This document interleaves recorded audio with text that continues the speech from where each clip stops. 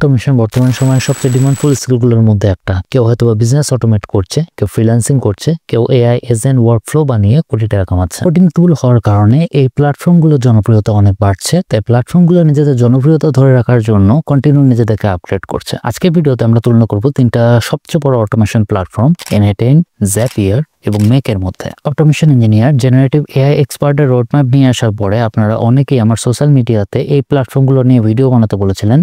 তাদের জন্য আজকের এই ভিডিওতে আমরা প্ল্যাটফর্মগুলো সম্পর্কে জানবো, তাদের কাজ করার ধরন, সিকিউরিটি, তুলনামূলক খরচ, মিনিমাম রিকোয়ারমেন্টস অফ পারফরমেন্স, কোনটা শেখা সহজ এবং আপনার বিজনেস কিংবা আপনার কাজের জন্য কোনটা সবচেয়ে বেশি উপযোগী সেটাই আজকে আমরা ডিসকাশন করব। হ্যালো এভরিওয়ান, আমার নাম নাইম আজম চৌধুরী।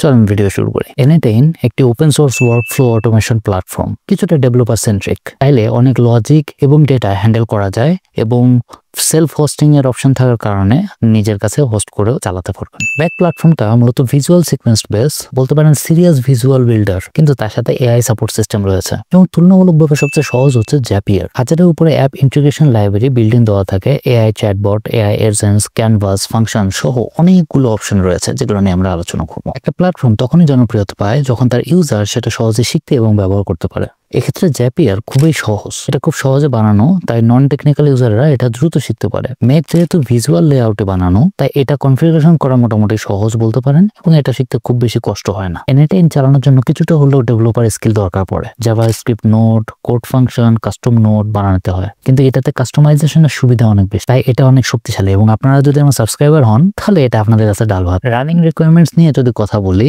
n8n দুটো অপশন রয়েছে, ক্লাউড এবং সেলফ হোস্টিং। আপনি যদি সেলফ হোস্টিং অপশন চুজ করেন তাহলে ডকার, কুবারনেটস এর জ্ঞান আপনার থাকতে হবে। Database, reverse proxy, SSL, backup, monitoring system সম্পর্কেও আপনার ধারণা থাকতে হবে। সার্ভারে অলরেডি n8n এর জন্য আলাদা প্ল্যাটফর্ম থাকে এবং তারা সেটা ম্যানেজ করবে যদি বলে থাকে, তাহলে সেখান থেকে আপনি নিয়ে সহজে এগুলো সেট আপ করতে পারেন। এবং আপনি যদি পেইড n8n এর নিজস্ব যে সার্ভার সিস্টেম আছে ওটাও আপনি ব্যবহার করতে পারেন। মেক এবং জাপিয়ার ক্লাউডে হোস্ট করা, তাই সার্ভার মেনটেন করতে হয় না।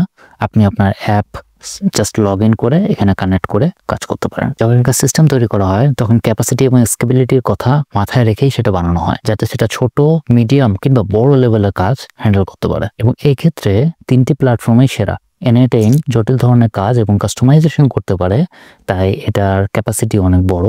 কিন্তু আপনার যদি সিম্পল সেটআপ দরকার হয় তাহলে আপনি জাপিয়ার কিংবা মেক সিলেক্ট করতে পারেন। ইন্টিগ্রেশন ইকোসিস্টেম এবং কমিউনিটি নিয়ে যদি আমরা কথা বলি, জাপিয়ারের কাছে প্রায় 8000-এর উপরে টুল বা অ্যাপ্লিকেশন রয়েছে বলে তারা দাবি করে। মেকের মধ্যে 400+ integrated AI agent visual template রয়েছে যেগুলো আপনি ব্যবহার করতে পারেন। n8n এর বহুগুলো কমিউনিটি নোট, কাস্টম নোট, বিভিন্ন গ্রুপ রয়েছে এবং এটার গিটহাব কমিউনিটিও যথেষ্ট শক্তিশালী। বর্তমান সময়ে সিকিউরিটি অনেক ম্যাটার করে। এআই অটোমেশনে আপনি মাল্টিপল প্ল্যাটফর্মের সাথে কাজ করবেন। এই প্ল্যাটফর্মগুলোর বিভিন্ন অ্যাক্সেস কি, সিক্রেট এপিআই কিস অনেকগুলো একসাথে ইন্টিগ্রেটেড করা থাকতে পারে, তাই সিকিউরিটি অনেক ম্যাটার করে। অটোমেশন সিকিউরিটির মেইন পার্থক্যটাই হচ্ছে server control. n8n self hosted হলে আপনি পুরো স্ট্যাক কন্ট্রোল করেন, ডাটা কোথায় স্টোর হবে, কি ধরনের এনক্রিপশন ইত্যাদি। এই কারণে প্রাইভেসি সেন্সিটিভ অনেক সংস্থা n8n কে নিজস্ব সেলফ হোস্ট করে ব্যবহার করে। কিন্তু সমস্যা হচ্ছে যে যদি আপনি সেলফ হোস্ট করেন তাহলে আপনার সার্ভার, আপনার ইনফো, কনফিগারেশন সবকিছুই আপনাকে ম্যানেজ করতে হবে এবং যদি ভুল কনফিগারেশন করেন তাহলে ঝুঁকি আপনার। মেক এবং জাপিয়ার দুটোই কিন্তু ক্লাউড সার্ভিস। তারা সাধারণত TLS, SOC বা ISO সার্টিফাইড এবং অ্যাপ লেভেলের সিকিউরিটি অফার করে এবং তাদের প্ল্যান অনুযায়ী এন্টারপ্রাইজ লেভেলের সাপোর্টও পার্থক্য করে বা ভ্যারি করে।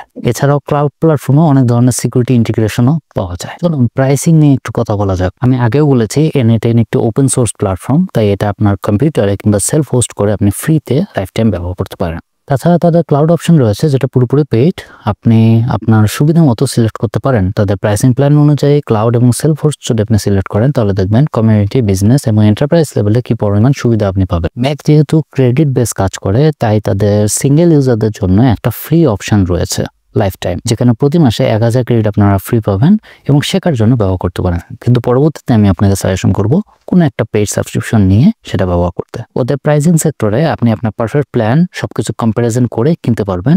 জাপিয়ারের প্রাইজিং প্ল্যান টাস্ক বেস, তারা তাদের সিঙ্গেল ইউজারদের জন্য ফ্রি ফর এভার একটা প্ল্যান অফার করে, যেখানে প্রতি মাসে আপনি 100টা টাস্ক করতে পারবেন। তাই যখন কাজ শিখে যাবেন তখন একটা পেইড সাবস্ক্রিপশন আপনি নিতে পারেন তাদের কাছ থেকে। এখানে সি অল ফিচারে ক্লিক করে প্রত্যেকটা প্ল্যানে কি কি জিনিস পাবেন সেটা দেখে নিতে পারবেন এবং আপনার জন্য বেস্ট সলিউশন আপনি চুজ করতে পারেন। সর্বশেষে আসে কোন প্ল্যাটফর্মটা আপনার জন্য উপযোগী বা কোন প্ল্যাটফর্মটা আপনার জন্য জরুরি বা কোন প্ল্যাটফর্ম আপনি ব্যবহার করবেন। আপনি যদি একজন ডেভেলপার বা আপনার যদি একটা স্টার্টআপ থাকে কিংবা আপনার যদি প্রাইভেসি ইস্যু থাকে তাহলে আপনি N8N সেলফ হোস্ট করে ব্যবহার করতে পারেন। এটা সেলফ হোস্টেড, তাই খরচ কম, কাস্টমাইজেশন বেশি করা যায়। আপনি যদি মার্কেটিং, নন টেকনিক্যাল ইউজার এবং দ্রুত কাজ করতে হবে এমন মানুষ হন তাহলে আপনি Zapier ইউজ করতে পারেন।